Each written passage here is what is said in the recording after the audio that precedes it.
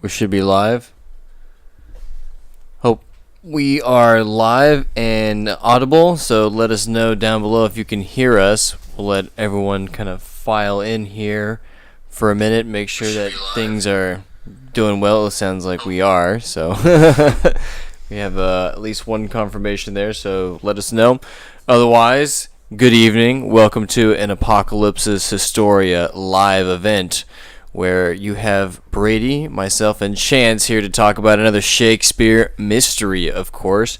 And before we get started, make sure to check all the links down below in the description box, where we have links to our Patreon. If you'd like to come join our book club for only $9 a month, come hang out with us every week, every Sunday, where we're discussing and flying through Shakespeare plays and doing a really deep discussion. We're pulling out philosophy, we're pulling out Renaissance history, so if you want to come support us and hang out, go check out those links. I've got Chance and I's Substack links as well for our writings that we do. Asterisk next to that for the Chance Substack, but I am now officially signed on to Substack. I have not posted anything yet, but I am surfing around on it, getting used to it, and shout out to Claire, shout out to Michael for reaching out to me on there. Hope to have something for you guys out there soon, and maybe I'll do a write-up to sort of more formally, more organized way, put out the information that's going to be tonight's discussion. Let me see. Philip, great to see you. Awesome. Hope all's well. Let me see.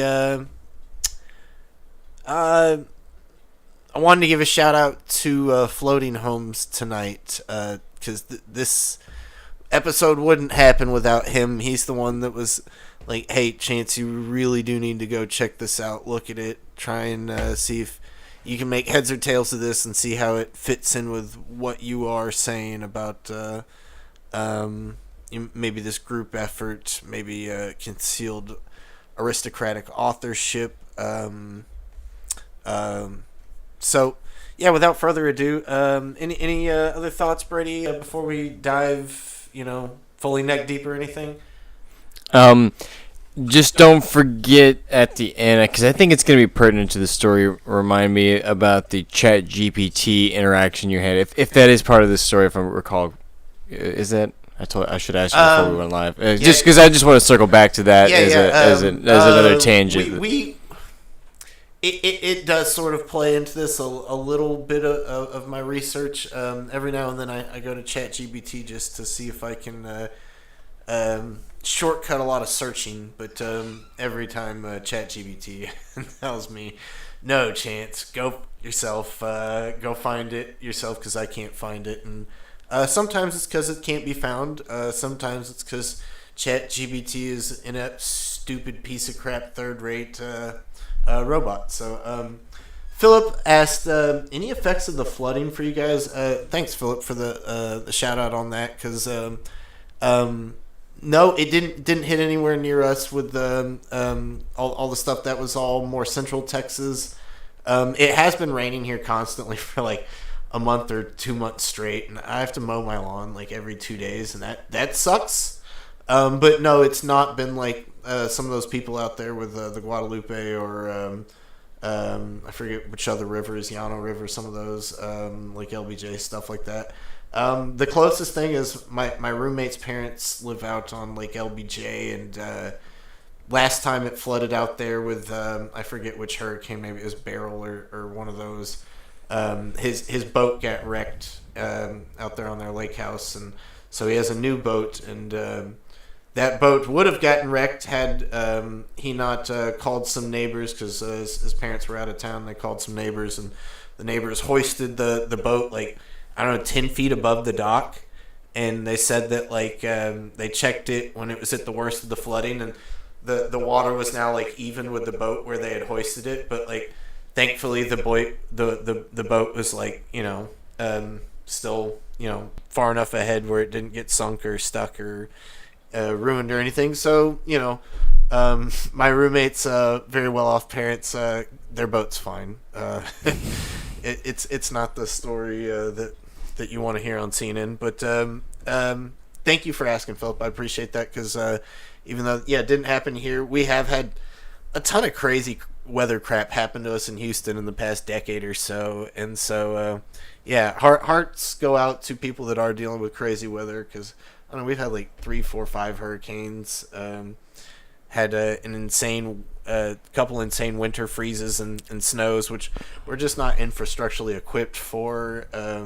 We've had other like non-hurricane type flooding, just crazy pop-up thunderstorms, like totally wreck Houston. And I don't know, my parents had to sleep in a parking lot. What was that, 2019? It was just a May storm. I almost totaled my mom's car in another storm. What was that, 2015? It was when I was driving old Dane to his to the airport for his wedding. I was taking care of his stuff, and I was driving from his place over there in Sugar Land, where your parents used to stay, and was driving back over to my parents' place, and got off the tollway, which was up and lifted, and got off the exit, went down, and started hearing the water swishing, and I was like, oh, this is flooded, and the water started getting to where I could see it through the windows like an aquarium, and my lights started flickering. The car started lurching, and I was like, "Oh no!" Just we scuba boated the Nissan Juke all the way through it, and then I got up on the Fortman Tollway and got lifted above the water. But then, as I got back to my parents' neighborhood, the entire neighborhood was encircled with water, so I had to go park at that old Foodorama parking lot. And then I had to wade waist deep down Cartwright until I walked all the way back. That was to my 2017 or no, it was 20. I think it was 2017 or 18. No, we didn't have Shotwell then. Shotwell did not. Oh, was that when? That's when. Okay. I'm thinking about a different storm then. That's the one that my parents got stuck in. That's the one. That's what I'm thinking. So, of. And neither of those were hurricanes. So thank you, Phil. Yeah, they just like rain that just stayed and stayed right in place and just poured and just dumped like an insane amount of water. But yeah, stories for another day. Actually, I do think that someone that we went to high school with did have a relative, I think, that was lost in the recent thing. So yeah, it does. It's kind of close to home, which is scary. So on that note, though, we will shift gears and to keep the flooding, rain, water motifs going, we're gonna dive right in. Okay, let's do it. That's chance for you, man. Also, you Baconians, you know, just saying, anybody, shout it out in the comments, see if you get it. Otherwise, it looks like I got a Fruity Rabbit shirt. Okay, so today, as the title shows, we're going to talk about Labeo, and if you're just some person that which. Awesome, good for you. You stumbled upon our channel for the first time just now, or you kind of dabble, and this is second or third time you come around. You're like, the heck is a Labeo? Okay, so let's frame this whole conversation. In 1597, a man named Joseph Hall, who would go on to become a somewhat critically well acclaimed bishop, well liked bishop, powerful bishop. This guy Joseph Hall, he puts out what is called a satire, and as I've explained to a couple people, you got to keep some brackets around this word satire. It doesn't just mean exactly what we mean when we say satire. It does and it doesn't, because we have a more general term that satire just means, you're making fun of societal norms, or you're poking holes at societal norms, and that is totally true. But satire for them is an actual form of media. It's an actual genre or poetic structure or mode, whatever the correct term there is. You can have an epic poem, you can have a satire poem. It's its own sort of form or genre, and up until Joseph Hall, nobody was really utilizing it in English. People like Thomas Nash were doing satirical things and were influenced by old Roman writers of satire, but Nash himself wasn't constructing an actual satire in poetry, which has its own sort of features and structures and conventions. Nash was just a pamphleteer writing in prose that, sort of used satirical ideas from people like Juvenal, stuff like that. And so Joseph Hall decides he needs to be the first writer of satire in English. Okay? But meanwhile, keep in mind, there's also this other guy, John Marston, who becomes a famous playwright. But before he's a famous playwright, he's some nobody coming up through Middle Temple trying to become a lawyer. And he wants to maybe dabble in this whole poetry game. He wants to throw his hat out there with the best, you know? Marlowe's writing Hero and Leander. Shakespeare's writing Venus and Adonis. Marston wants to write The Metamorphosis of Pygmalion. And so the Metamorphosis of Pygmalion, unlike Venus and Adonis, unlike Hero and Leander, is itself also sort of structured like a satire. It's, structured like one of these amorous love poems, erotic poems, but it's also super influenced by this whole satire, this super similar to what Joseph Hall himself is getting at. So we got these two figures. They're coming on the scene 1597, 1598.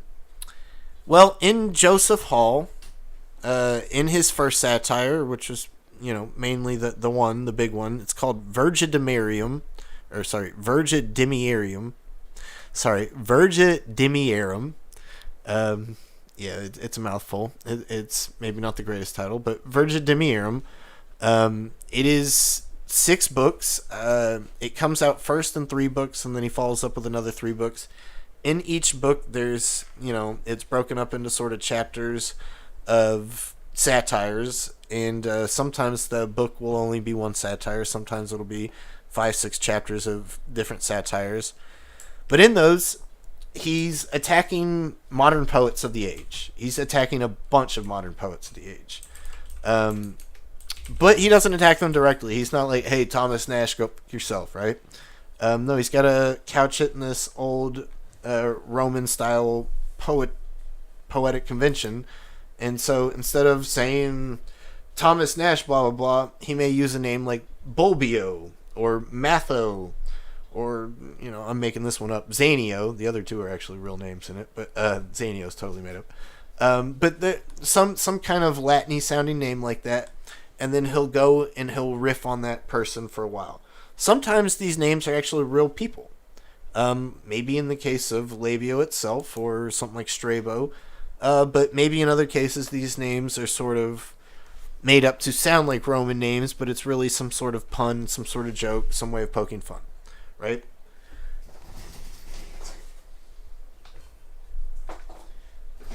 Oh yeah. Is this the right guy, or is this the wrong guy? That's him. Okay. That's little Joey. And, let me sort of preface this and frame this with my own experience with the text itself. So Floating Homes, who I sort of dedicated this to earlier, put this across my queue, put this on my lap, months and months ago, several months ago, and it's something he's been talking about, and it's not something I've been totally unaware of. It's just not something I've really had on my radar. And Floating Homes, a commenter, viewer, thinker, writer, that watches our stuff, said, Chance, you got to start looking at this, right? And so I said, okay, I'll look at this, and I started looking at it, and he, almost immediately, it's like, fuck this, I'm not doing this. I want no part of this. My hands are clean. This is a mess. It's the hottest of all messes. You people are all insane. Which, maybe if you haven't touched any of this, you don't get the joke. If you have touched this, you're like, oh, this guy gets it, right? Because the thing is that with Joseph Hall and Virgidimiarum, or Marston's later Pygmalion, where he himself references Labeo, these satires are incredibly oblique.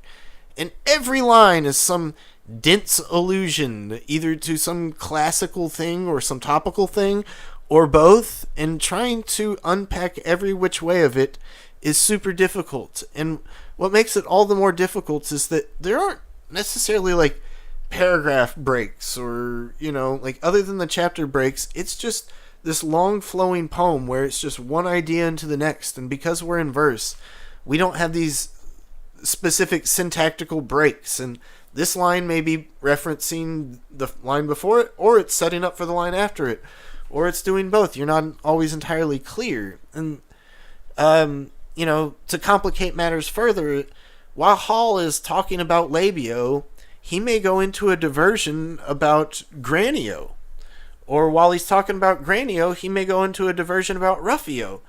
And it's not entirely clear when he starts going into the diversion some of the things he's saying. Is it about Granio or is it about Labeo, who he was talking about before he went to this digression or diversion?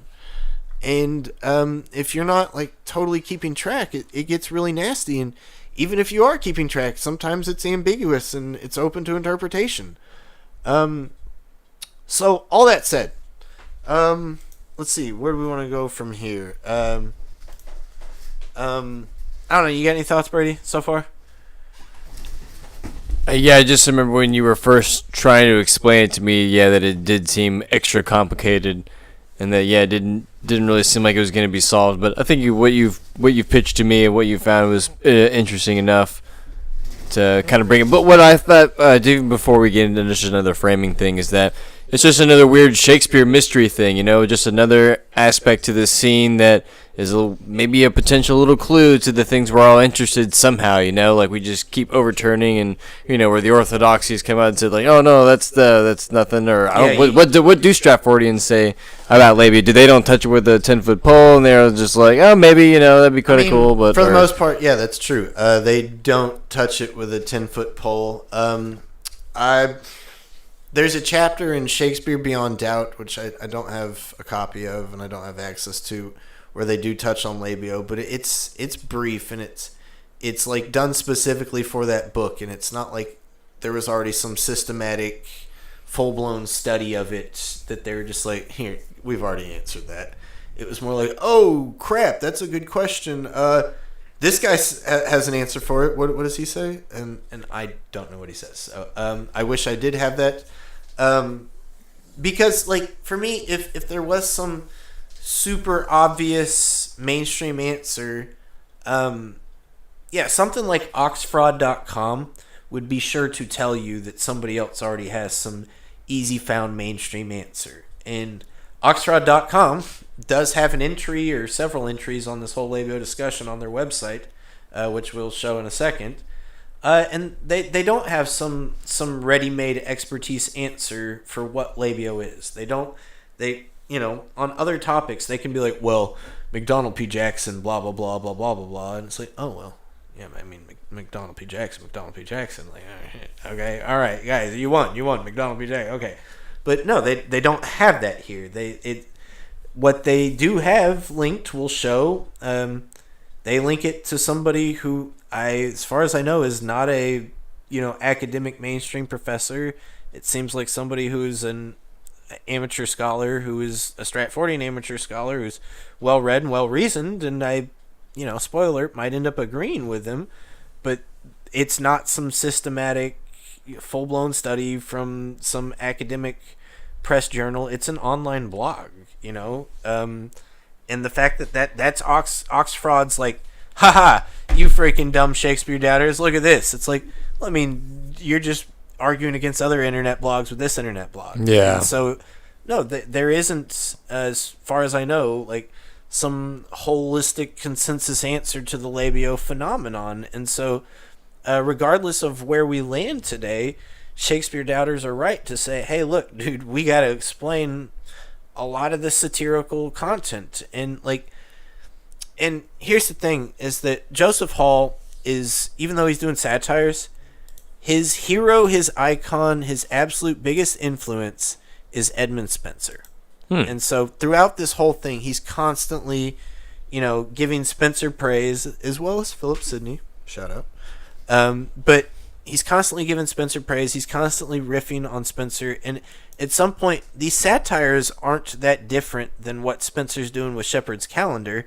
They're just a little more biting. But at the end of the day, Shepherd's Calendar, even the Fairy Queen, it's got so much veiled allegory in it. It's got so much, hey, this character stands for this guy. This character may stand for this guy. This character could stand for this guy. And you can see that throughout Hall. Hall totally loves that sort of technique or that trick that Spenser's doing. Okay, I know this person in real life, they have these qualities. Let me sort of quickly, poetically characterize it with this sort of figure or character, right? And Spenser, where he just kind of does it to say, hey, this person's this kind of character and sort of portray them in a fun way. Hall's like, okay, I'm going to take this person and sort of rip on them. And that said, like, when Hall's doing it sort of from this puritanical mindset that, like, okay, this person is sort of doing bad poetry, almost taking Sydney on that Boy Scout level, like taking Sydney's defensive poetry and being super critical on that puritanical sort of Boy Scout level, on that moral level, right? And so Hall is sort of like ironically taking all these different poets to task for their subpar poetry, for their ill-informed poetry, for their sort of lack of quality, and just naughtiness, sinfulness. Not kind of like degenerate. What's a common? What would they say? Lousy, lowbrow. Because I don't want to paint him too much as like this tightwad. Like, no, he can be funny and rollick with the guys, but at some point he's just like, guys, this is lowbrow poo-poo nonsense. Like, like you're not doing the good stuff. And so that's where he's coming from, right? Okay, so let's start diving into the nitty-gritty here.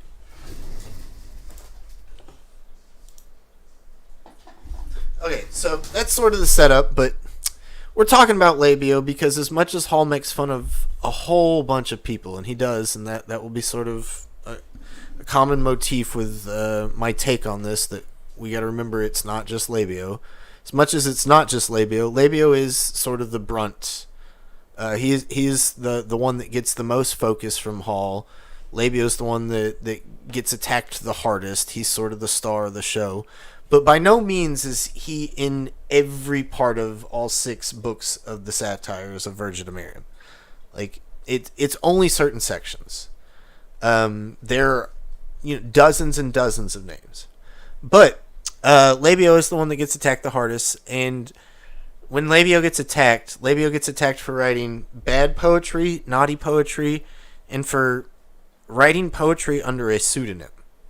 Because of this pseudonym stuff and a bunch of the language that is being used, a lot of Shakespeare doubters say, yo, Labeo is Shakespeare. Hall is pointing to Shakespeare as Labeo and is attacking Shakespeare through this Labeo character. That Labeo is using a pen name, is writing this erotic poetry, and Hall doesn't stand for it. And Hall's not only mad about the erotic poetry, Hall's mad that Labeo is getting away with this through a pseudonym. And so Shakespeare doubters are like, yo, when Hall is doing this, he's using a bunch of Shakespeare language. It's supposed to make us recall Shakespeare. This is probably a Shakespeare thing. And so, because of that, when you just type in Labeo Shakespeare, you're not really going to get a mainstream paper. Like I said, there aren't many or any. What you're going to get is a bunch of internet blogs from Shakespeare doubters. And almost every Shakespeare doubter clings to this Labeo thing because they want to argue that, Shakespeare doubt's not just invented with Delia Bacon or what's his name over in Britain in 1858. No, Shakespeare doubt's been there since day one. You can trace it back to 1597 with Virgin of Miriam. Labeo, Shakespeare doubt, boom. And not only do they say that almost each and every candidate there is can point to some set of lines in Labeo and say, Labeo's my person. And so I know you Oxfordians are sort of well versed in this Labeo conversation. You're like, yeah, Labeo, it's Oxford chance. I'm hoping that's the punchline at the end of this, right? Just Labeo, spell it out. What are the last 2 letters? E-O, Edward Oxenford, right? Labeo. That's up for discussion. We'll get to that discussion. But the thing is, it's not just Oxfordians. Baconians. There's all sorts of Baconian blogs, and we'll show some. Baconian essays say, Labeo's Bacon, and I've got pretty dang good proof to show it, and it's stronger than your Oxfordian proof. There's Ross Barber with her Chris Marlowe website and her blog, and she wants to argue pretty hard that Labeo is Shakespeare, and there's a good reason to think that Shakespeare reference is also a Marlowe reference, and so Marlowe is Shakespeare. Okay, I know our good buddy David Richardson with his Mary Sidney stuff. He's got some compelling evidence that says, hey, look, this Labeo reference could be a reference that Mary Sidney is Shakespeare. Okay, yeah, let's look at that. But here's the thing. I know I said that there's not anybody now doing some systematic study of Labeo, but if we go back to 1920-something, there were people talking about Labeo, and that was before the Shakespeare authorship question had sort of taken it and put it into taboo waters, and you had people arguing pretty heavily about, Labeo's this guy, or Labeo's this guy, or Labeo's this guy, and so they're not even Shakespeare doubters, but they do have some take on it, but none of them quite did some, satisfactory study. And I mean, even if they tried to, it's 1920-something, they don't quite have the tools to do it yet. Like, just honestly, yeah, the scholarship's not there yet. And so a guy named E.A. Beckwith pitched Nash's Labeo. I have that backwards. E.A. Beckwith said Nash is not Labeo, because another guy, Krauss or Schultz, I forget his name, he pitched that Labeo was Nash. E.A. Beckwith said, you're insane. Labeo is Marston. And then a guy named Sanford Sawyer said, wait a second, I don't think that guy's so insane. Look at all this stuff I got. I think Labeo actually could be Nash.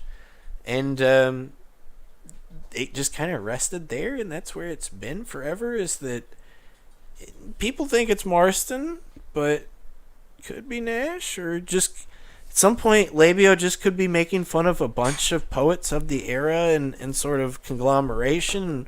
We're missing some of these references. And so that's where the discussion is. Those are the candidates. Those are the options. We can't go through every single essay word by word, but I can just go through each of them because I did read them. So when I first dove into Labeo, when Floating Homes first gave it to me, I read all these, and that's when I was like, oh, everybody's insane. Everybody has their own opinions. None of these seem to match up. None of it makes any sense. Tried to read Virgin Mary myself. Didn't add up. Gave it up. Put it on the shelf for a few months. But then I came back to it the other day because I got super frustrated that I just didn't have an informed opinion on the subject. And so I said, all right, God damn it, I'm going to have an informed opinion on the subject. And I read all these essays back to front several times. And then I read Virgin Mary, and then I read Pygmalion. I read it pretty much all in like a single sitting, like an insane 14-hour bout of obsession, of Captain Ahab proportions, and it at some point it clicked for me that, oh, okay, yeah.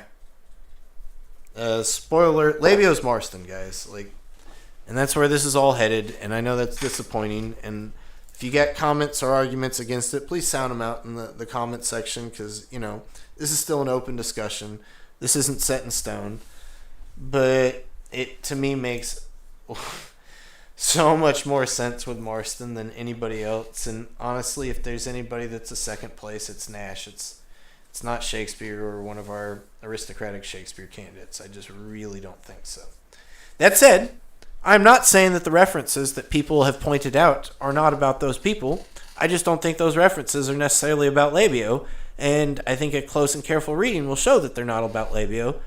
But some of these ideas are, some of these ideas are present in the text, and we do have to take them seriously, but I don't think that they're pointing to Labeo. Okay, so let's see where to go from here. Let's start off with one of the Oxfordian essays. So I read... Hey, RC. Oh, what's up, Frater RC? I hope the D convention was super awesome. The esoteric convention. Oh, what's it called, Brady? Enochian convention or Enochiacon or something like that, right? Yeah. So hope that was awesome. Maybe in a future year, would love to go attend ourselves. Working our way towards that sort of status. Okay, so let me see. Oxford. There are 2 essays on it. There's more than 2 essays, but they're 2 kind of published essays that the Oxfordians got on their website. Fred Manzo wrote a shorter one. It's about 10 pages, and the Carolyn Morris's much longer. It's like 50 pages. And they're both sort of arguing that Oxford is Labeo. What I find, maybe telling about that position is that they're both arguing that Oxford is Labeo from completely different standpoints. And I know for some people that might be like, oh, that's stronger evidence. But for me, it's almost conflicting to the point where they just have different points, and one works better than the other. Yes, Inakia Khan. Thank you, RC. Hope that was awesome, man. He says it starts Friday. Oh, it starts Friday. Oh, good luck with it then. Yeah. Super excited for you, man. I'm hoping that this whole Renaissance esoteric sort of scene continues to build and grow. My buddy plays bagpipes at the Texas Renaissance Festival, as well as other festivals around the country, and he's saying that just attendance is just going through the roof every month, every year, and that the more that happens, the closer we can get to a sort of neo-Renaissance, and the more we do that, the closer we can get to the bottom of this, because that's what we're all here for. Okay, so is this Fred essay? Yes, this is Carolyn Morris's. Do you have Fred Manzo's as well? No.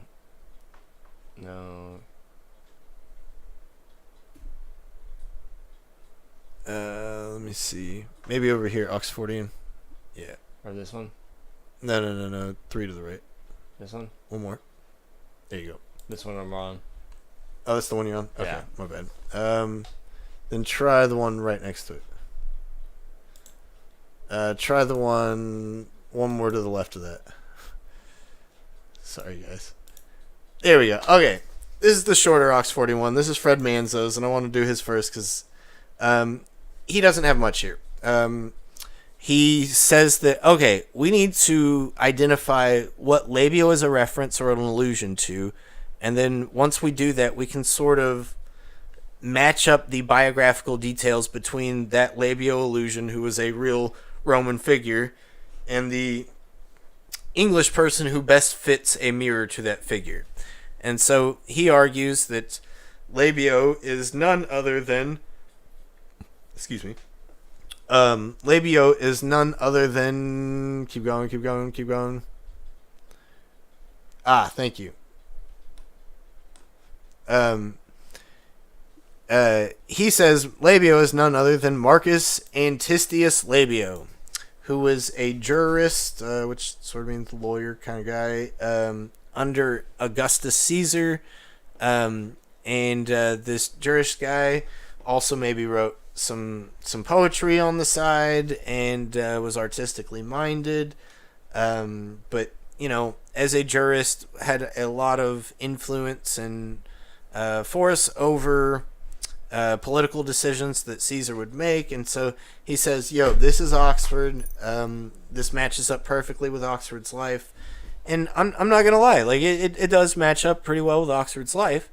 But my problem is that almost none of this is really taking into account of Hall's text itself. It's mostly just assuming, okay, if this Labeo allusion is correct, then it must be this guy. And there's no way to tell how much Hall means for this allusion to stick or not with this character.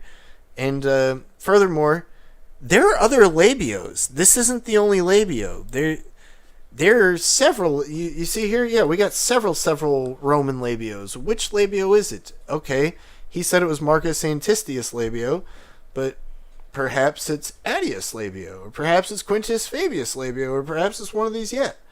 And so, if we are going to go with Marcus Antistius Labeo, we need to go search in the text and really solidify why we think it's that Labeo and not another Labeo. And Manzo doesn't quite do that. So his essay is a little quick. It's a little brief. It's, I think, more opening up discussion than it is trying to prove something. But it's not enough. So let's move on to Carolyn Morris's. I do like that. I haven't checked this, but if the name does mean, lips, someone with thick or prominent lips, it does kind of speak, pun intended, to the idea of being a pseudonym or something, right? Right. It's just like, mouth puppet or sock puppet or something, right? Right? Yeah, exactly. So it's a little interesting. Oh, wow. Thanks, RC, for the $10 donation, man. Thanks a bunch. Sweet. Shout out, man. He says, thanks for the shout out, lads. I do look forward to podcasting after the conference madness is over. We're doing it in the States next year, and I also played the Julian pipes. Oh, that's crazy. Brady's synchro connection, because I've been absolutely going on a Julian pipe spree here, a little Julian pipe binge. Those are Irish pipes. That's the pipes that you hear in the Titanic music. They're different than regular pipes because they have an extra set of levers that lets you sort of bend the notes, kind of like a whammy bar. And so that's what gives it that really singy, bendy, yodely quality that you don't quite hear in regular pipes, which are a little more staccato. And you bend them by putting your wrist, and so it's really difficult to play because while you're holding on to the pipe with your hands, you're having to put your wrist on those levers and bend those levers to get the bends. And so, like I said, my buddy plays bagpipes for the Texas Renaissance Festival, so he's taught me a lot of this, and he wants to learn Julian pipes, but he doesn't quite have them. So they're the only pipes with 2 octaves. Otherwise, you're stuck within an octave set. You get your range of 8 notes. Those can go up, and so it just gives you a whole other dimension. So yeah, they're powerful, beautiful instruments, and expensive as hell too, which I'm sure RC knows all about. Oh wow, played professionally for almost 20 years. Too cool, man. Wow, that's cool. I'm gonna have to get my buddy Chris connected with you at some point. Yeah. Which he plays German pipes mostly, but he's pretty versed in all sorts of pipes. The term Julian pipes is first attested at the beginning of the 20th century. William Henry Grattan Flood, an Irish music scholar, proposed a theory that the name Julian came from the Irish word for elbow. He cited to this effect William Shakespeare's play The Merchant of Venice, published in 1600, Act 4, Scene 1, Act 1, Scene 1, line 55, where the expression woolen pipes appears. Bro. Brady. What the heck? Just pulled that out of the ether. Shakespeare touches everything. Yeah, we don't have to try. Oh, God bless. That's the point, y'all. Yeah, he's, it's religious at this point. I don't know. Okay. So let me sort of reel it back into Labeo here. Okay, so Manzo didn't quite cut it there. He suggested some interesting ideas, but we'd have to go way deeper into the text to do that. So let me see. We got Carolyn Morris's. Hers is way more in depth, and she does go into the text, and she does pull out all sorts of passages. But what I find funny is that she argues that Labeo's not Marcus Antistius Labeo. Different guy. So all those connections to Oxford that Fred Manzo made, throw them out. You don't need them. Not part of this essay. Because she says that it's supposed to look like a reference to Attius Labeo, who was a famously bad poet. And, in this, Hall keeps saying Labeo, write better, don't write at all, that kind of stuff. So, yeah, it's clearly a reference to Attius Labeo, but underneath is the veiled, the real encoded message. It's really a reference to Quintus Fabius Labeo. And Quintus Fabius Labeo was a consul, praetor, sort of, military general type figure, real big shot. But this is earlier. This is pre-imperial Rome. This is still Republican Rome. But a lot of people, or maybe not a lot of people, some people think that he is the actual, so, he's kind of like a senator figure. He's the actual writer behind the playwright Terence, who's one of Rome's most famous playwrights. Terence was incidentally a black dude, African dude. And he's like Rome's most famous playwright. But a lot of people, especially Alexander Waugh, and not just Shakespeare doubters, but just Roman historians themselves, have said, okay, this is one of these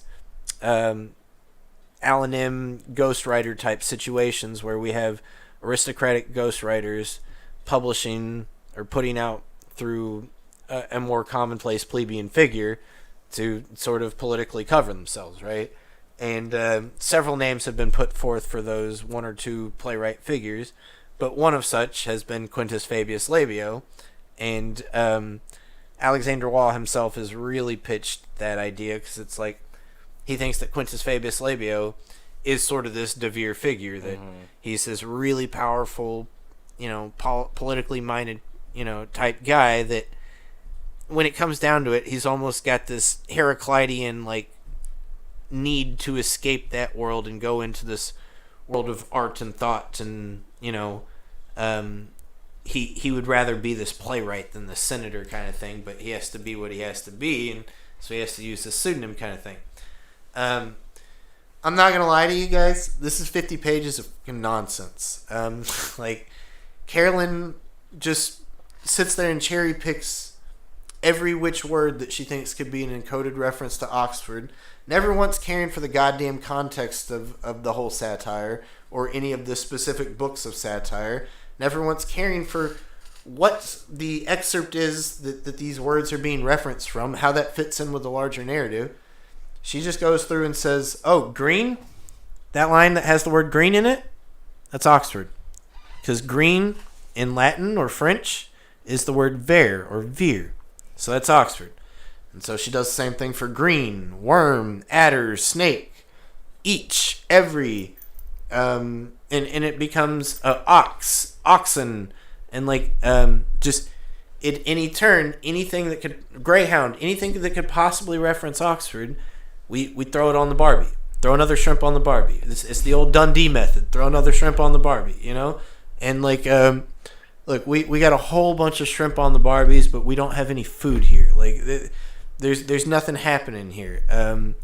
And so, I know that seems uber dismissive. I don't have time to go through and analytically pick apart and show you the close readings and where she goes wrong, because we got 10 other essays to cover. And so like I said, this isn't going to be as in-depth as people might want it to be. I'm going to recommend you go do it yourself. But yeah, Carolyn Morris, 95% of this essay relies on pick the Oxford code word game. The other 5% is historical biographical events that may be getting referenced. And that 5%, I think, may have something to it. The other 95% of pick the Oxford code word, just guys, you're not the only one that can play that game, and at some point, quality is better than quantity.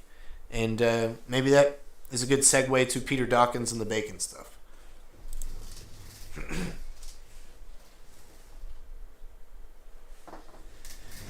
Okay, so Peter Dawkins has this 12-page paper here, and I think he has some longer stuff in his books, but I haven't gotten to them. And there's some other online blogs that were sort of quoting him and then also, elaborating further, which maybe I'll show you, maybe I won't.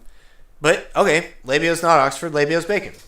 Okay, well, part of that is identifying that Labeo is indeed Marcus Antistius Labeo, and that a bunch of the happenstances in Marcus Antistius Labeo's life match up really well with Bacon, that he's a lawyer that's the son of a lawyer that has these poetic inclinations, that has issues with trying to sort of make good on those poetic inclinations because of his, lawyerly type lifestyle. And it's okay, well, this is the same thing as Oxford. Is there anything else there? He's gonna be like Batman, he wants to don the cow and go right at night or whatever. Right. So, okay, Bacon. Is it just Marcus Antistius Labeo? Is there something else to it? Well, as much as Hall has his giant book of satires, there's also Marston with his Pygmalion satires. And in Marston's Pygmalion satires, he makes a reference about mediocria firma. And mediocria firma is indeed the Bacon family motto. And so, because of that, Dawkins here is okay, dude, I was already kind of looking for Bacon. I was seeing some Bacon stuff here. But now the mediocria firma stuff, okay, it's not just some random Marcus Antistius Labeo kind of looks like Bacon's life. We have an actual reference. This is something a little harder than say green or spring or every, right? It's a little more direct. It's a little more specific, a lot more specific, right? And he's absolutely right there. And I do think that he's right that this is a Bacon reference. But like I was saying earlier, when this reference is being made, it's not being made about Labeo. It's not saying, hey, Labeo's motto is mediocre firma. Like, if it said that, then what the fuck are we talking about? Bacon's goddamn Shakespeare. Like, Bacon's Labeo. You know, like, let's do it. But that's not what it says. Marston says, what? Not mediocria firma for thy spite? It's not incredibly clear what the hell that means, and people have made several readings into it. And Peter Dawkins' reading is that, oh, what? You're not going to rip on Bacon, you're just going to rip on Labeo, you're just going to rip on Shakespeare, you're not going to, say what Labeo actually is, you know, like, you're not going to oust him. How did Bacon escape your spite, yet you're ripping on Labeo and Shakespeare? But that's not what he's saying. I'm pretty sure that's not what he's saying. I could be wrong. Tell me if, when, and where I'm wrong. But I think what Marston is actually saying, and this gets into a whole messy web of stuff, but it's where you start making heads or tails of all these each and every allusions of each and every line. But Marston's actually referring to Nicholas Bacon, which, as Dawkins here says, was the heraldic motto of Sir Nicholas Bacon. But he's talking about Sir Nicholas Bacon Sr., which is Francis' dad. No, we're talking about Sir Nicholas Bacon Jr., which is Francis' older half-brother, who inherits pretty much all the wealth of Sir Nicholas Sr. Francis and Anthony didn't get much of that money. They didn't get much good. They had to go work for a living. Nicholas Bacon's the one that got the fat stacks. He is the one that the reference or the motto would be tied to because he is the head of that house, right? And so it's not just that. It's that in Hall's, so far we're just talking about Marston's thing with Labeo. What the hell does any of the mediocre firma have to do with Hall? Well, it's because Hall, in one of his satires, starts making fun of swinish Gryllus. And Gryllus was apparently one of Odysseus's warriors that got turned into a pig by Circe, right? And so Gryllus at some point was, and this isn't in the Odyssey. This is in somebody's take on the Odyssey later, and I forget who it was, but somebody later, maybe it was a Roman writer, maybe Ovid, maybe later, I forget, did a sort of spin on this and said that, maybe it was a medieval writer even, maybe Chaucer, said that Gryllus got confronted by Odysseus at one point and was able to be saved, and Odysseus like, dude, I can turn you back into a human. Like, you don't have to be a pig. And Gryllus is like, I'm just going to be a pig, dude. I'm just going to stay a pig. And so this reference, swinish Gryllus, has that reference as well as the Odyssean Homeric reference all tied up into it. And ultimately, the word swinish is a pun on bacon, as these people have said, but it's a reference to Nicholas Bacon. And what it is a reference to is that Nicholas Bacon was, he was a firstborn, which Hall goes into all this language about firstborns versus secondborns, and it's, I think, all a veiled reference to being the first satirist in England versus being the second satirist, which that's Hall positioning himself as being the firstborn, the first English satirist, and he's making fun of Marston, who is the secondborn of the second English satirist, right? And Hall's able to do this because Marston is maybe technically actually the first English satirist. Marston's Pygmalion may have already been out in manuscript while Hall was writing Virgidarium. But Hall figures if I can get to publish first, I'm the first, right? And so I think tied into all this is this race of being the first English satirist, right? But not just being the first, but also being the sort of preeminent, being the best English satirist. But what's also wrapped up in that is whose version of satire gets to reign supreme.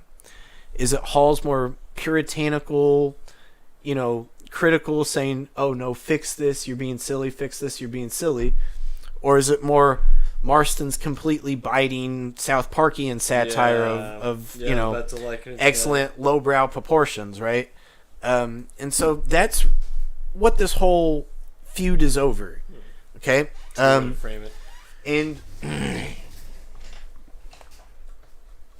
so Marston, when he says what, no mediocre affirmer for thy spite, he's basically saying, what, you're gonna be the Nicholas Bacon here, you're gonna be the lazy piece of crap firstborn and not do anything decent, and I have to be, basically the genius secondborn and Francis or Anthony and do all the leg pulling while you get all the credit.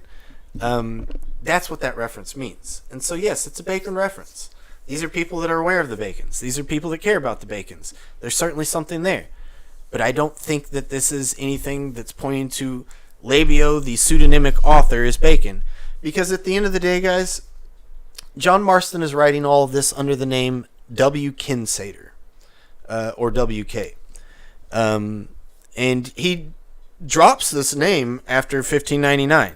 So pretty much right after all this Hall Marston stuff, Marston drops the name and just starts writing under Marston. It's like, okay, well, that points to this pseudonym being wrapped up in this sort of discussion.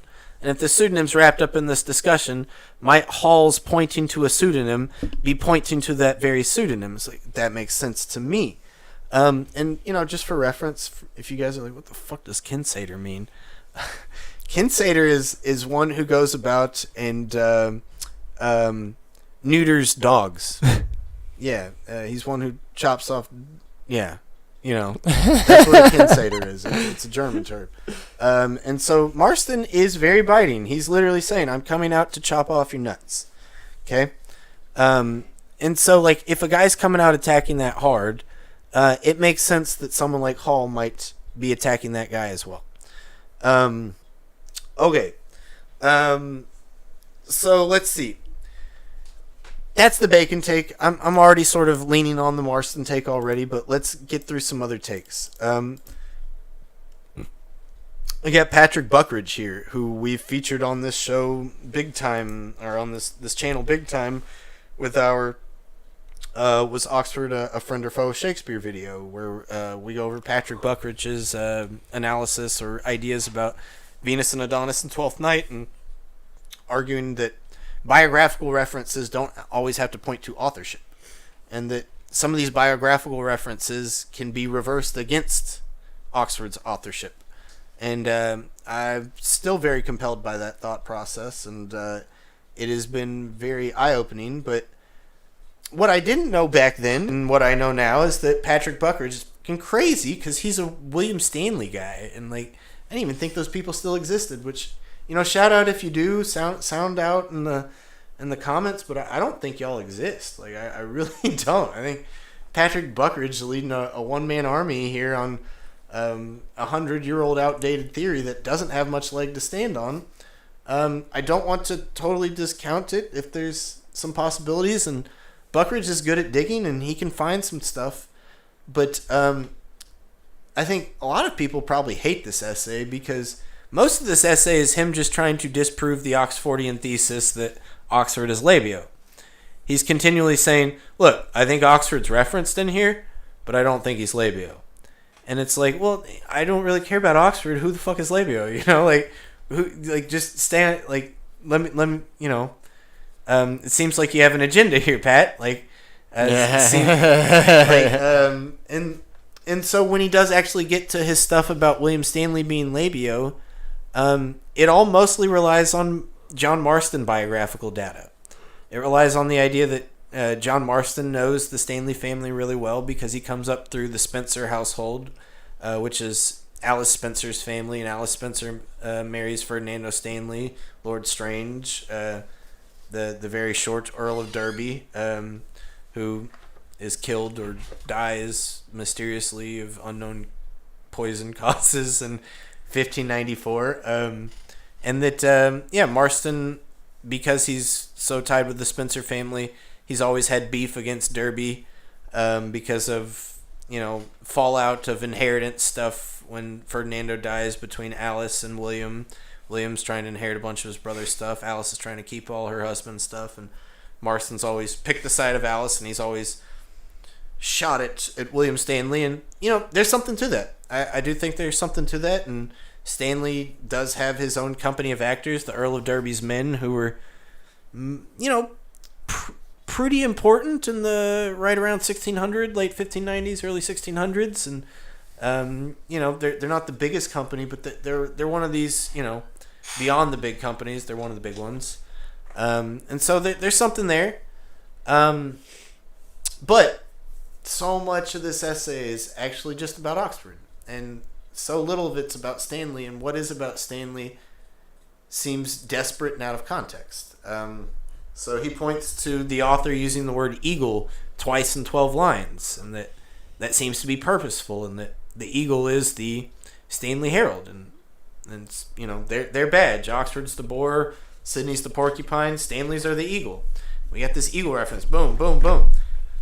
I'm not disagreeing with him, but those are from the intro preface. We haven't even gotten to talking about Labeo yet when those eagle lines are happening. So maybe it's a reference to Stanley. What the hell's it got to do with Labeo? Quit pulling this crap out of context, guys. Yeah, why are they all doing that? Why are we doing this?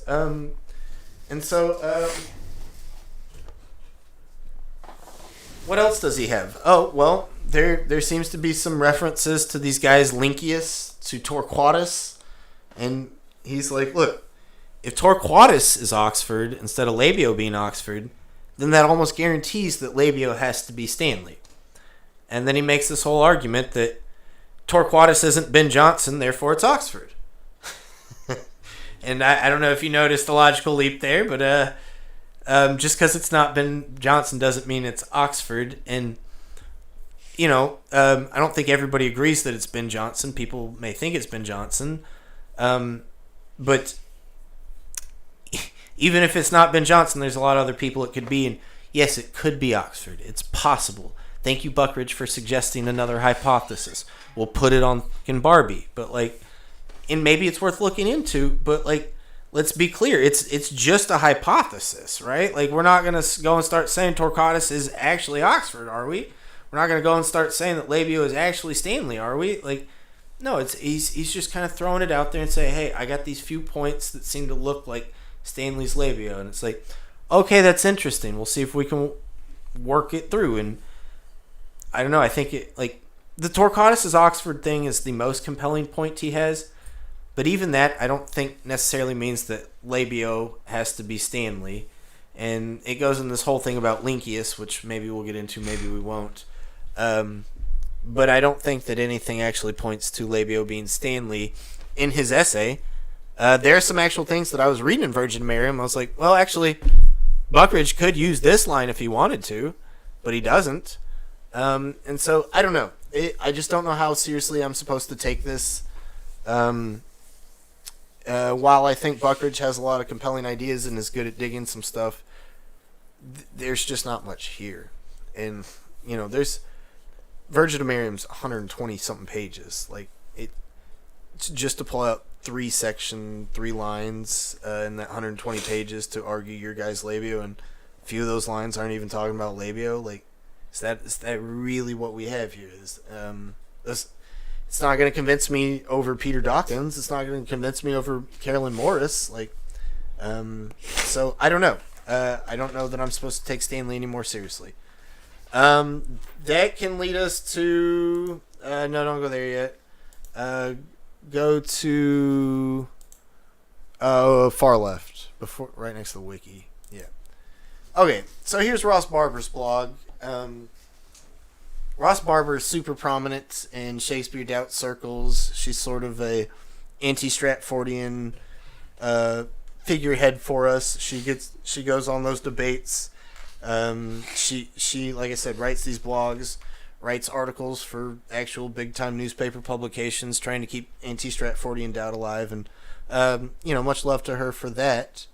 But unfortunately, I don't know what to do with Ross, because she sort of puts herself into corners here. Because I think a lot of her argument is that Shakespeare doubt has existed since Shakespeare's time himself. And that a good chunk of that argument is built on this Labeo character. And, like, well, it's like, well, look, Ross, if we're going to do that, if we figure out that Labeo is not Shakespeare, does that undo Shakespeare doubt? Do we want to really frame the argument that way? And I think she's sort of setting up the argument a little too much like that. I think she's banking a little too hard on Labeo, because ultimately I don't think Shakespeare and Labeo are being referenced as the same person. There are a ton of Shakespeare references throughout Hall and Marston. I don't think that they're Labeo references. And so Ross's whole pitch is that, well, Chance, you're exactly wrong. That Labeo is for sure a Shakespeare reference. Just who exactly that Shakespeare reference means is maybe up for debate, and we need to analyze that. But these are clearly all Venus and Adonis references. And it's like, look, they are Venus and Adonis references, guys. I'm not denying that. But they're not saying that Labeo is the writer of Venus and Adonis. They're saying Labeo is poorly copying Venus and Adonis. That Labeo is ripping off of stuff like Venus and Adonis. That Labeo comes nowhere close to Venus and Adonis and pales in comparison. That Venus and Adonis is still the sort of premier height. And that Labeo himself is mockingly re-quoting Venus and Adonis when Marston in his Pygmalion is quoting Venus and Adonis. He is ironically quoting himself, which earlier in his work he has used those lines from Venus and Adonis, and then when he is ironically quoting himself, he's ironically quoting himself who's already ironically quoted Venus and Adonis. And yeah, careful reading Marston I think shows that. And so a big part of Ross's argument is that there's a line in Joseph Hall where he says Labeo uses big butt O's. And that the big butt O's start these weak-ass piece of crap stanzas. And Ross goes through and tries to count up all the butts and O's in Venus and Adonis to show that Shakespeare just uses butts and O's all the time. And it's like, Ross, thanks for counting that. That may be true, that may not be, but that's not really what the question's about, is it? The question was about big butt O's. Butt O being concatenated together in a phrase. Shakespeare uses the phrase a singular time in Venus and Adonis. Okay? So Shakespeare may use but in this line and O in this line, but but O together only once, and it doesn't start a stanza. So, what are we to make of that line? I don't think it really actually does point to Shakespeare. However, this is where it does get hairy, and this is where I undercut myself. Big but O is a mystery for anybody. It doesn't matter who your candidate is. Nobody uses big but O before Hall complains about big but O's. Venus and Adonis use it once. Marston used it once. It's not till 1599 that you start seeing people like Daniel or Joshua Sylvester or Nicholas Breton or John Davies of Hereford using that phrase several times in their poetry. However, as Sanford Salyer points out in his 1928 essay about Nash possibly being Labeo, several of those Samuel, Daniel, and John Davies Hereford uses of but O seem to be in mocking retort to previous Nash poems that have since been lost. And so it's possible that these guys had manuscripts of Nash poems that were nasty, dirty poems that got destroyed because they were nasty, dirty poems, but in them they used the phrase but O several times. And then it may be possible that Hall here, when he's saying the big but O's, isn't really even actually making fun of Marston. He may be making fun of Nash. But Ross is completely woefully not in this discussion as far as actually tracking down the big butt O's. She's tracking big butts and big O's, and she's not even tracking them as far as starting weak stanzas. It doesn't really match up to what Hall is complaining about. Okay, my theory to maybe save face for Marston with the big butt O's is that I think what's happening, like I said, is that we got a race between Marston and Hall to be the first satirist. Both of them have their stuff in manuscript, and they're working their stuff actively while it's in manuscript, and they get views of each other's manuscripts. And that Marston gets a view of this big but O line, and that Marston races to get rid of his big but O's before Hall can get that part of his satires printed. That's my 2 cents. It's maybe not the most parsimonious, but I don't think it's impossible, and I think it helps maybe make sense of all this. Furthermore, anybody that wants to claim Oxford is Labeo, Hall's constantly saying that Labeo is an absolute fucking failure because he's trying to be Philip Sidney and can't be. So if go ahead, start claiming that. I'd love for you to do that. Do that. You know, I'm not even gonna tell you not to. But like seriously, like Hall, you know, like I said, he has Spencer on a pedestal. There's really only one other person that he puts on the pedestal, and that is Philip Sidney. Like I said, there's a third person, and that's Shakespeare, but he never openly says it. It's all, I think, at the very, very end of Virgin to Miriam. He's coyly referencing Shakespeare, and it, you know, I hate to say it, guys, but it kind of does point to Mary Sidney. I don't think that he's saying that Mary Sidney's all of Shakespeare, but he's saying that Shakespeare, or the writer of Venus and Adonis, I think, is essentially the muse of Astrophil. So, say what you will about that. Maybe that is an Edward Oxenford reference that, you know, Oxford was really Philip's muse, that he was always the fire that was underneath Philip's butt, getting him to write. Go for it if you want to write that essay. But at some point, you do have to kind of make sense of those lines. But I don't think that those lines are about Labeo. I think that those lines are about Astrophil's muse, which Labeo doesn't have. That Labeo is lacking that capacity that Astrophil's muse has. It could be just talking about Philip Sidney and his poetry himself, and it's not about Mary Sidney or any sort of continuation.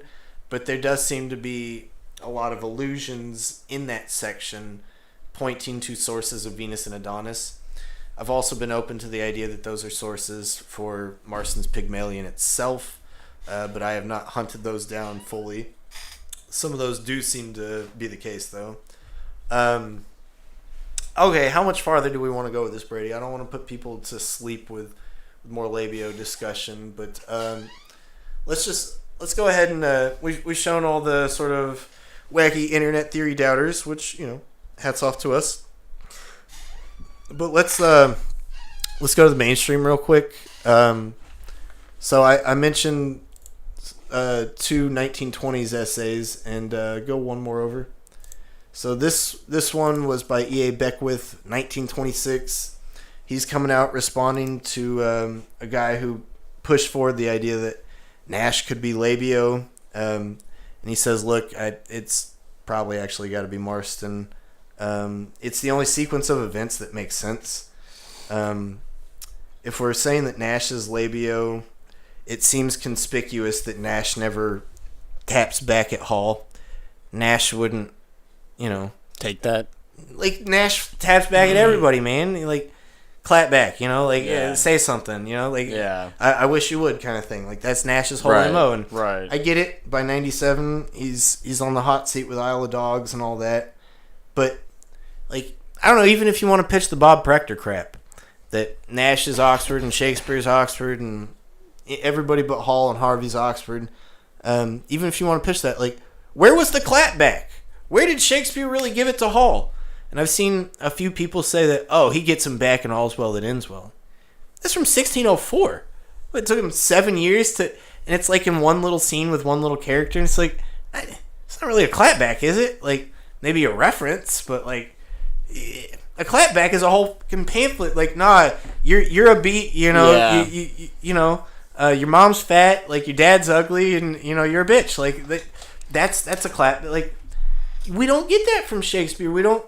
You know, the very next, you know, unless people want to say, oh, Love's Labour's Lost comes out after Virgin to Miriam, which it doesn't, and say that Holofernes is Hall, which it's not. Seriously, like, go dig through late 90s Shakespeare. Even if you want to screw up the fucking chronology and say, look at any play. Look at any play. Like, even All's Well. Like, that was the clapback? Like, no. But you go and look at Marston, and Marston is doing exactly that. Marston is clapping back directly at Hall. He is constantly hitting at Hall. He's referencing Hall with, like, every other paragraph or stanza. Like, okay. You see what I'm saying? Furthermore, let's just generalize from Nash to Shakespeare. Let's say that Labeo is making fun of Venus and Adonis. Okay.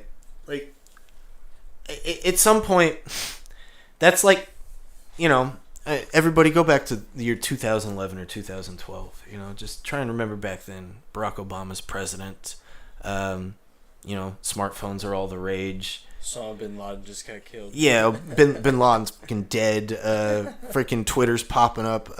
2011, 2012. Okay. What was the best movie on the planet, unanimously, bar none, and around that time? It's the fucking Dark Knight, right? Like, it would be like going to 2011 and somebody putting out some Saturday Night Live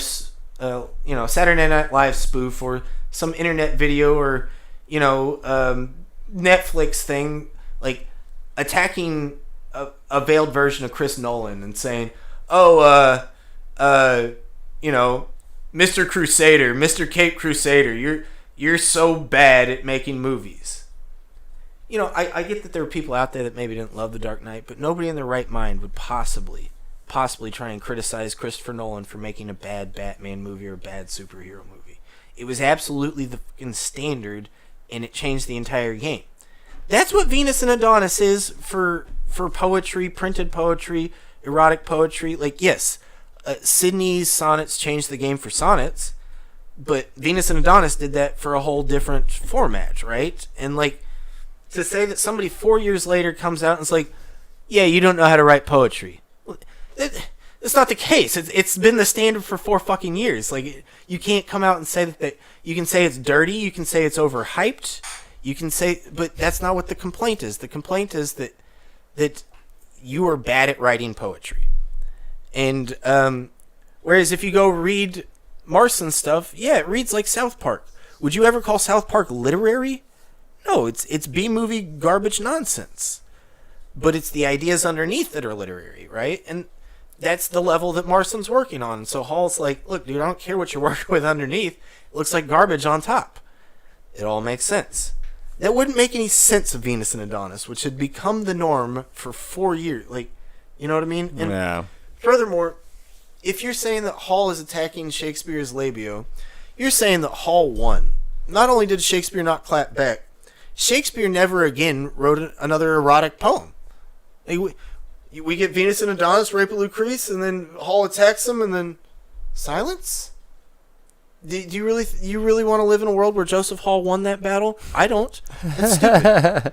Like, if anything, if Joseph Hall was attacking Labeo, that'd be the only reason we do have a third erotic poem, right? But that's not what happens. What we get is Marston writes one. You know what I mean? And it's like the one that Marston wrote was the very one that Hall was attacking, which is why this is obfuscated and hard to understand, but it's in manuscript. Hall attacks it, prints his stuff. Marston then prints that with additions or edits that represent, I'm trying to duck this printing, which I saw in manuscript.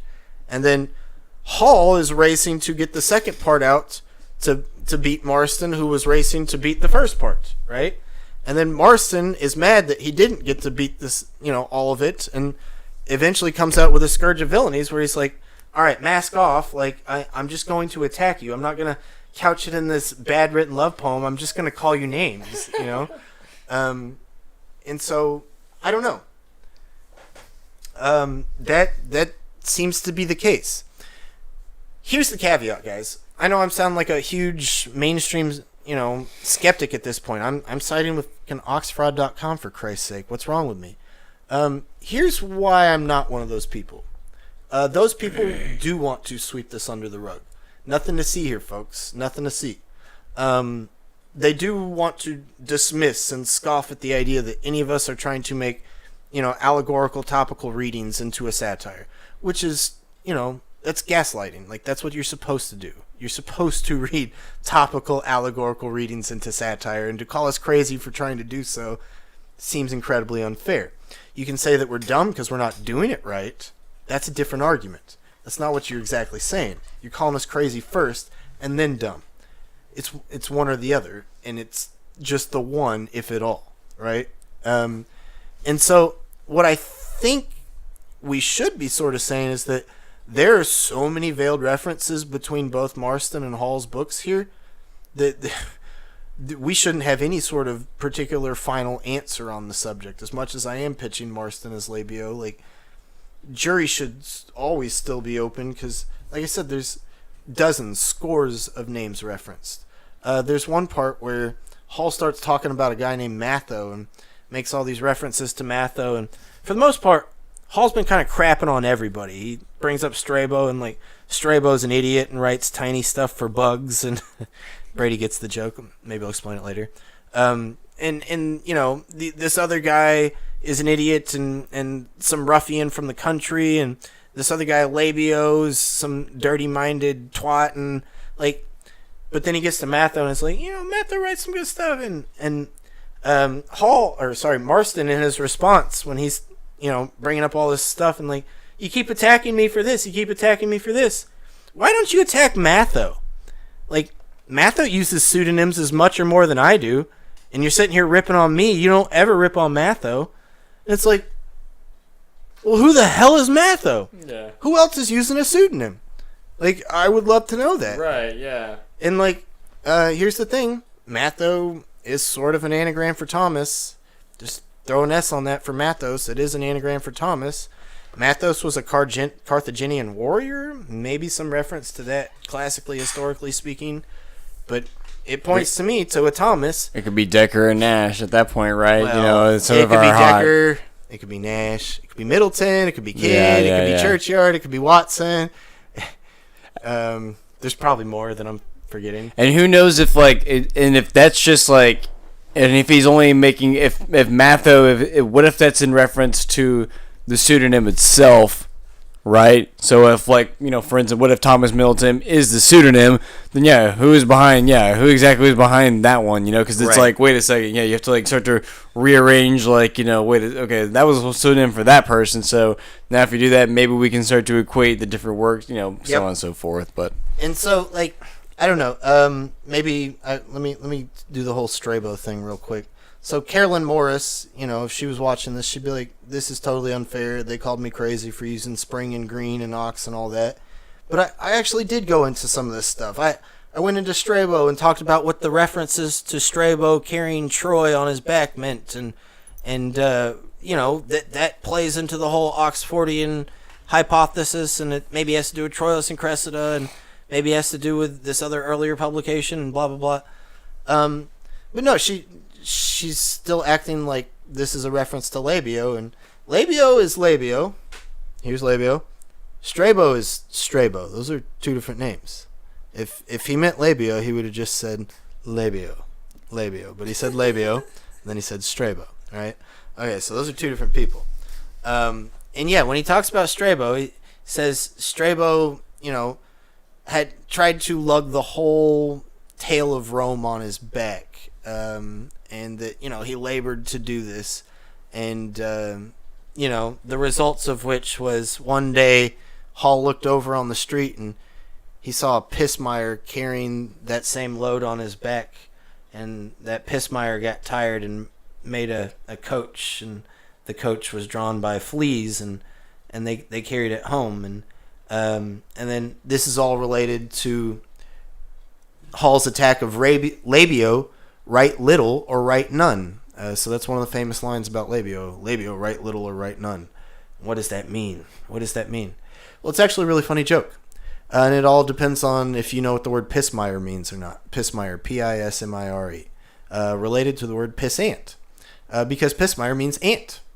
And so he's saying Strabo, a.k.a. George Peele, had written this history of Troy, this Trojan War sort of pamphlet historical book thing, and when it got printed on a quarto that was less than 2 by 2 inches, like this big. It's tiny, and so he's joking that it was so small that an ant was able to lug it home, and yeah, it's not quite ant size, so that ant had to get a coach to carry the thing home, but you know, the coach was small enough to be carried by fleas, and the fleas dragged the thing home. And so when he's saying write little or write none, he's like, Labeo, you're so fucking bad at writing that if you're going to print it all, print it on that tiny little quarto for the ants. Or just don't print it all. And it's like, oh, okay, we've contextualized the Labeo line. We've made the joke. We've connected the Labeo with the Strabo stuff. We've made heads or tails of the Pissmeyer, the Troy, the whole joke. It all makes sense. It's all contextualized, and it's able to be contextualized because it's making fun of Marston. This isn't some reference to Oxford being Shakespeare and Peele and Nash and blah blah blah. This isn't just some pot shot by some Roman general. Right. This isn't Hall taking pot shots at every single voice of Oxford. If that's what Bob thinks, like that's not what's happening here. And so like I don't know, like that's like a little nutshell version of how people are misreading this, what they're not getting. There's plenty of other close readings that we could do. Sound off in the comments, please, like because I can go further with this, but we could go in 100 directions here, guys, because like I said, every line is an illusion. So many names, and not just Hall, but Marston has his own, and who knows if like. Here's the thing, we're also assuming that Marston 100% understands everything Hall's saying and is responding 100% the same way. Who knows if Marston's not misreading Hall? Who knows if Marston's not making his own spin when he's repitching some of these names? And so, like, we just got to be careful with some of these assumptions as well. I do think that there's maybe reason to keep the door open to a more general reading of Labeo, saying that Hall's attacking a lot of people, and most, especially Marston, but also including Nash, and that Labeo and maybe Samuel Daniel or some other folks like that ultimately Labeo may just be a stand-in for, the current topical bad poetry that's coming out. But I do still sort of lean towards that, yeah, this is Marston. These are references to Marston, and that, Marston is full aware of that, and that Marston himself is, making jokes on that and being uber self-referential. Like, I've seen Catherine Chilgen as well as Bob Prechter point to lines in Thomas Decker's Satiromastix as well as lines in Marston's Hystereomastix where it's making fun of a guy with red hair. And they've been like, well, Oxford has red hair. These lines must be making fun of Oxford, making fun of Shakespeare. This is all part of the War of the Theatres. But what they're not realizing is that, Marston is incredibly self-referential. Marston had red hair. In fact, Marston references that in every fucking play he writes. And I think that's really good evidence that Marston was, in fact, part of Satiromastix, which some people do think. And that, like, we have to make sure to do, like, due diligence and check all the options here. Ask yourself this: how many other people are openly minded going into this conversation, looking at all the different popular candidates and looking at all of them objectively and trying to read through them? Like, how many people are doing that? I'm doing that. We're doing that here. That's one little feather that I'd like to put in our cap. Like, not bragging, not boasting, but like that is sort of the difference in approach here. I'm not going at this trying to prove that it's Florio. I'm not going at this like Dennis McCarthy trying to do whatever I can to bend this to a Northian narrative. I'm not doing that. I'm not doing that with our guys. I'm not sitting here trying to tell you Labeo was actually Philip Sidney or Thomas Dekker. I'm not, if I was trying to pitch my guys, those would be the names that are coming out. I'm not. At some point, I'm completely interested in all these people, and I don't know that I even really have a guy anymore. I'm as much into Marston as I am into Nash, as I am into Dekker, as I am into Sidney. As I, maybe not quite as much I'm into Shakespeare, but, still trying to break down that pedestal. It may not be able to be broken. I mean, he may just, You still end up being a ghost like in this thing anyway, He's still integral, to, putting him in perspective, like have all the references. Right. And like that's exactly it. Like that's all we're trying to do here is put Labeo into perspective, and that it's a topical reference. It's hot. They're making fun of each other. They're jabbing each other. They're going to war like Kendrick and Drake. This is the Saturday Night Live of the time, and it's a little too cutting edge. It gets banned by the church. The church is like, whoa, dude. One, these are dirty. Two, these seem like politically difficult and risque, and like, I don't know, we might piss off some people. We shouldn't. We gotta ban this crap. And some doubters out there have been like, is that cover up? And it's a good question. But like, if you're going with the cover up thing, like, remember, this is getting banned by the bishop. This is getting banned through the church, and that takes us down other roads, which, our recent podcast was all about Nash being attached to the Archbishop Whitgift. And so, well, the bishop is the one banning it, but that may be also sort of where Nash is coming from, but Nash is the one that's banned, and so maybe that does point to something. But I don't think we can like immediately make the assumption that all this stuff gets banned. It's cover up. We gotta kind of wade through that carefully and see what we think about it. So I don't know. This won't be satisfactory for everybody, especially if somebody has dove so deep into this discussion themselves and really tried to get a notch on it. And like I said, these are cryptic satires. If they were so obvious, it wouldn't work. There has to be some sort of puzzling through it. There has to be some, but like, to me, part of the puzzling through it has to be comic. It has to be funny. It has to poke fun. But it also has to keep a context and keep a narrative going. These can't just be absolutely random, arbitrary, different points line by line. Maybe section by section the ideas can change and stuff. But so that said, thanks for tuning in, guys. Controversial Char Fredericks, thanks for tuning in, man. Thank you. Glad you liked it. That's awesome. Makes my day. Frater, thanks for tuning in. So glad to sort of have you on board now. That's awesome. Good luck at InakiaCon. Philip, as always, hats off to you. Want to some point catch up with you on the reading stuff. I've definitely been doing a bunch of reading on my end. And then Martin, as always, you maybe have the best attendance record of all live streamers, so super hats off to you. You're the man. And you say, I'm ready for a broad anthropological generalization supported by your honest thinking, guys. And, we're working towards that, and Brady especially has been trying to think about this at the more social, societal, anthropological level. I keep trying to stay in this sort of theatrical, dramaturgical mindset to try and get an on-the-ground feel of what this commercial theater scene looks like. But at some point we're going to meet in the middle and have maybe something to say on that in a wide scope range sort of thing. Otherwise, thanks for tuning in, Floating Homes. I hope you get a chance to see this. When you do, please start sounding off, because I know you're going to have some more close readings that you'd like to go over. And like I said, I'm open-minded, but I've not seen the arguments that I need to see, I guess. On that note, guys, thanks for watching. Like Brady said at the start of the episode, think about joining the Patreon, join the Discord. We just, we post there all the time, all sorts of rambling ideas, super informal, sometimes formal, lots of links.